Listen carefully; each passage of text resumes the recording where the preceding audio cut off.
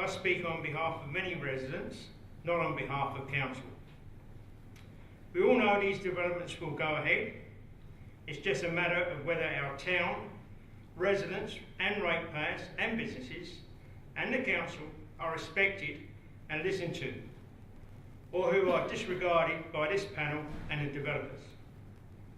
Although as a councillor and in my election campaign, I clearly stated I wanted to assist in developing Victor Harbour into a regional centre or hub, not just for the benefit of few, but to give an opportunity for our young people to get jobs and help build this town area to service a 30,000 people catchment area.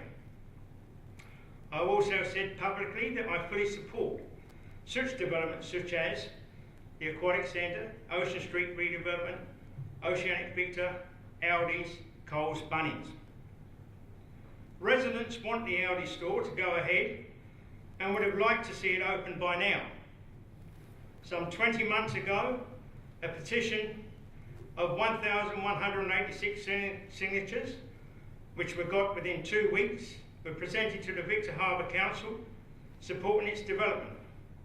Support is overwhelming because it would not have an impact on local small businesses to the same degree as the Coles Bunning mega complex will. However, what I and many ratepayers have not supported of is our council and ratepayers and residents being forced to pay for the infrastructure development around these sites to assist private enterprise. Developers have PR machines to put their point of view across and say words like, we will pay for infrastructure costs. But they don't tell you that they will only pay the bare minimum of these infrastructure costs, possibly only a quarter of the real costs.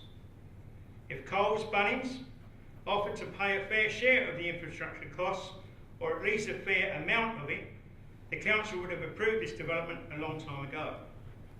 It was only held up because the developers, Coles Bunnings, refused to pay a fair share of the infrastructure costs when dealing with council. However, we do not want a monstrosity of shade cloth and white concrete in a sea of car parks on the proposed site. If we are going to have it, we want it properly laid out, landscape, shopping complex, which we can all be proud of at the entrance of our town.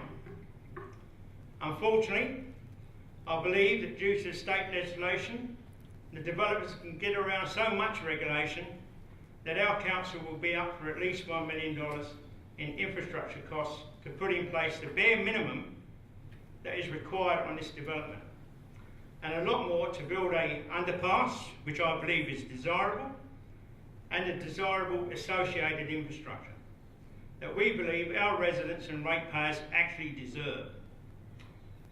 The developers and state government will say, but you can recoup your costs over the next 10, 15 years via rates on the property.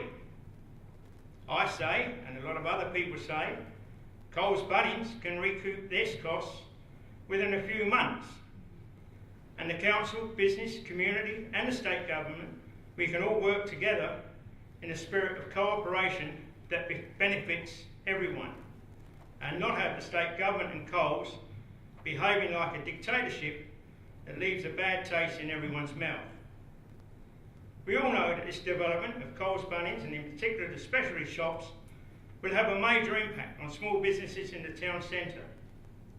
Whether it is done quickly or more slowly, allowing for diversification of the businesses already established in the central business area of Victor Harbour, is going to be up to you.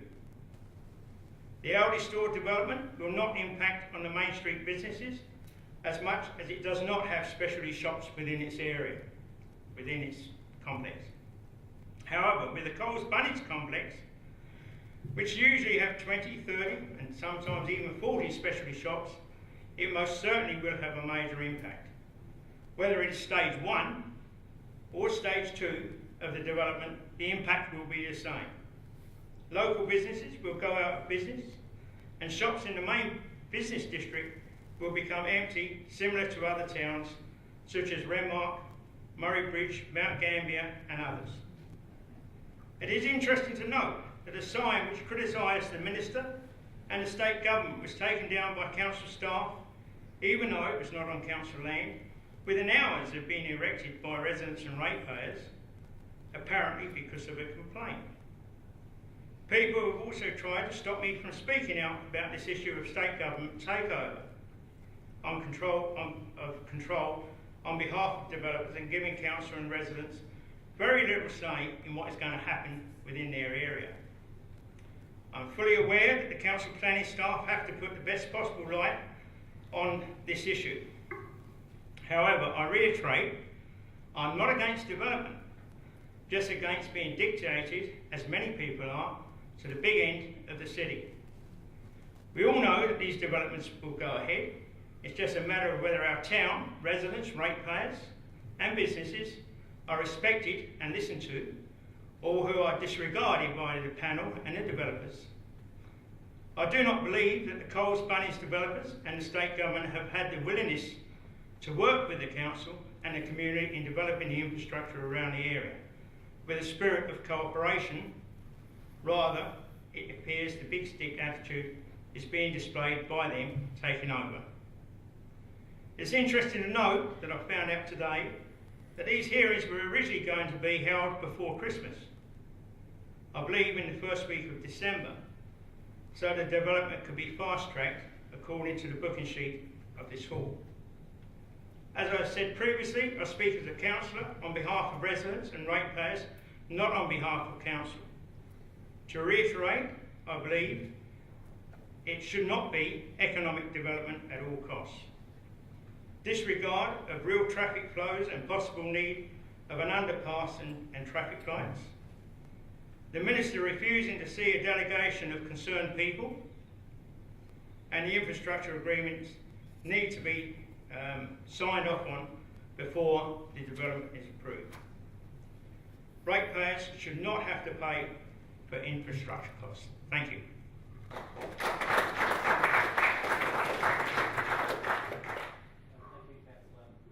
Thank you, Councillor Andrews. I'll just see if there's